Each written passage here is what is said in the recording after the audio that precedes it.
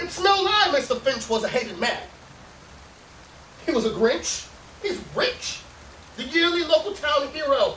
He would win championships for his, what was it, Jerome? What was it called? His beef bourguignon? Championship flavor. It's what he prepared for us today. But that leaves a lot of room for motive. Power, wealth, his secret recipes, even revenge.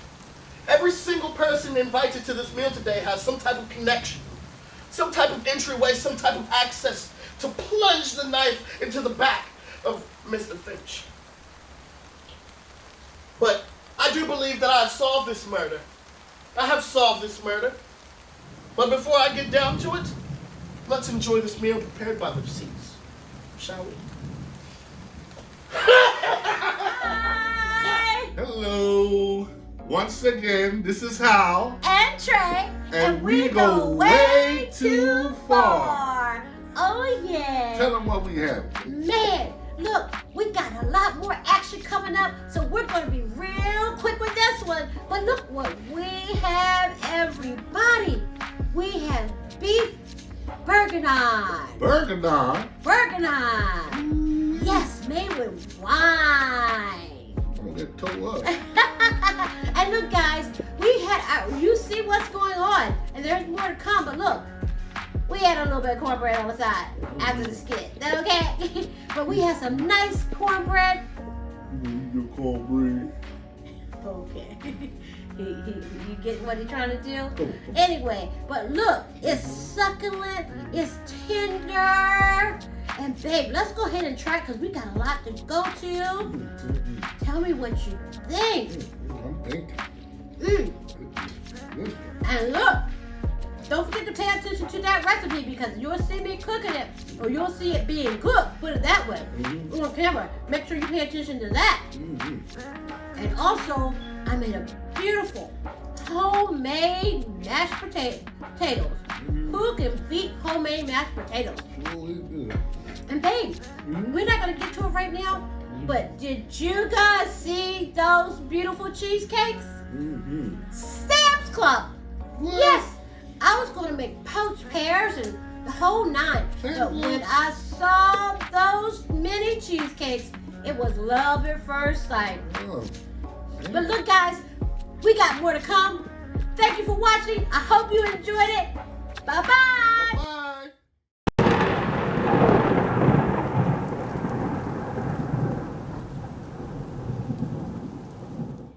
Mr. Fickle gave me private lessons. I mean, I was obviously so into him. I mean, Los, I was such good friends with Mr. Fickle. He taught me everything I know. And he's the only reason I entered into the contest. He is like a big brother to me. It was not me, okay? Well, me and Mr. Fickles, we became good friends. I just simply kept the books.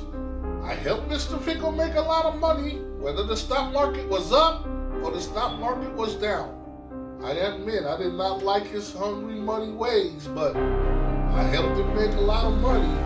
I wouldn't hurt Mr. Fickles. I like Mr. Fickles. We got along very well. Mr. Fickle was my husband. Why on earth would I want to kill my husband?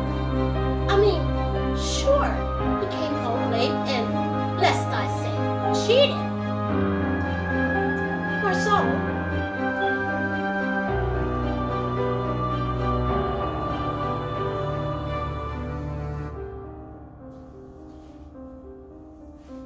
Yes, of course, I believe my husband cheated.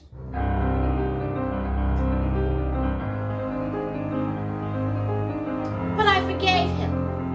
You see, I love my husband, and I would never, ever kill him.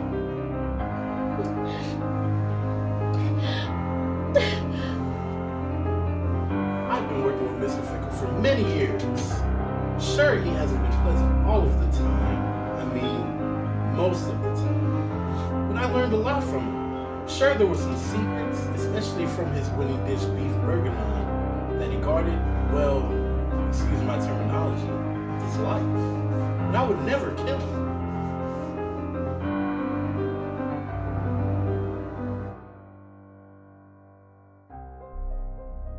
I do believe that I have solved this murder. Let's start with you, Mrs. Sweetie Pie. From your testimony, I would be under the conclusion that maybe you were having an affair with one Mr. Finch. I would never have an affair with Mr. Fickle. I would never do anything like that. Or at least the Fickle that we think. But here we are with Jerome, secretly added into the party. But isn't Jerome, aren't you Mr. Fickle's brother? Preposterous. That is who she's having her affair with. And you've been in the shadows this whole time, you drunken person. Yes. And that leaves me under one conclusion.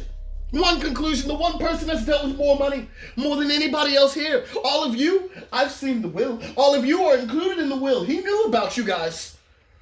But there's one person here that isn't. You, Ernest. You're a liar. You're a liar. You're a liar. Ha! I spite you. And now we would be calling 911. We know you've been playing his books.